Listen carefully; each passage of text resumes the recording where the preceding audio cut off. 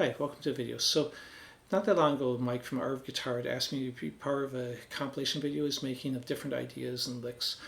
Basically, I had to create whatever I wanted and then record and teach it within the 1 minute video, or approximately 1 minute. And then he put them all together into a video he called 9 Tips, Licks, and Tricks. So there's a wide variety of ideas in that, as each guitarist was left up to their own to decide what they were going to include as their video part. So I'll leave a link up in the corner. It'll also be in the description, so definitely check that out. And thanks to Mike for including me in that. So I'll go ahead and I want to do this video though because I want to get into more depth, because honestly the lick I created is probably a little bit more complex than I should have for just a 1 minute clip. This is the lick that I created. It's basically a series of arpeggios in the key of C major. You can download, like all my videos, the tab for free on my Patreon page. I'll put a link in the description. It's always open to the public, so I've got over 120 pages of tab and notes and stuff on my Patreon page. So I'll go and play it up to speed first, then I'll do it slower, and then I'll get into details of where arpeggios are being played and the fingerings. So.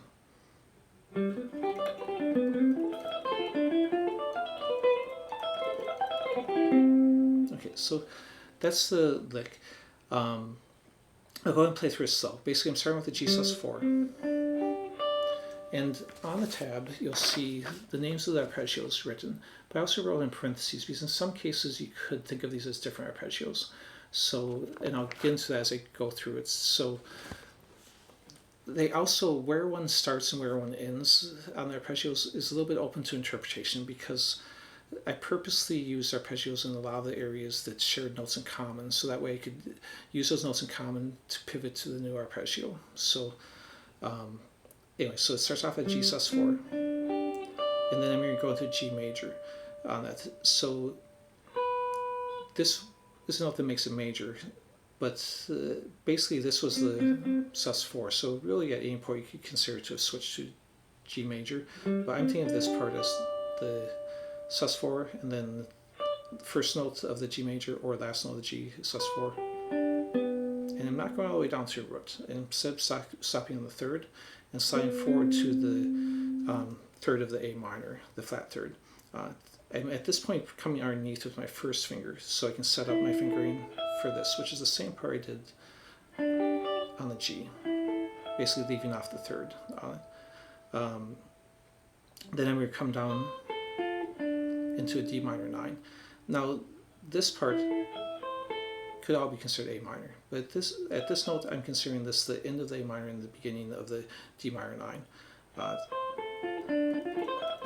because that would be the finger for D minor 9, so they both share that E in common. Then I'm going to use my second finger to slide forward, and on all these slides I'm doing a shifting slide, not a legato slide, so I'm picking both notes. And then I'm going to bring my first finger underneath to roll down here. These are still, even though it sounds like a scale, it's D, E, F, which are still the notes of a D minor 9, the root minor third and second or 9. Then going up to second finger here. Normally I'd think of using the third finger, but it sets me up better here if I use the second finger. And slide forward.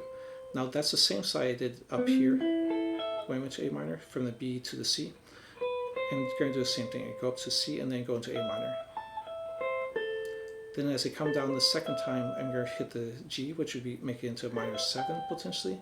But also you could think of it at any point from the C on if I wanted to. I could think of this as C major also. Because when I come back, I'm going to end on the C major arpeggio.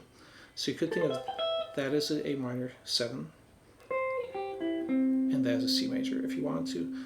But C and A minor combined together actually makes A minor 7 or C6. So technically you could think of the whole thing as A minor 7. But in my mind, I'm thinking of this end part as C major. Okay, so let me show you on here.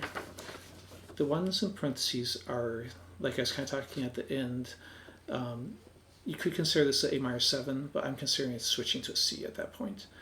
And the same thing up here. You could consider this a D minor add 9 if you started at the 10, because the 8, the C note is the minor 7th for the D minor 9. So without that, it's just a D minor add 9 and not the D minor 9.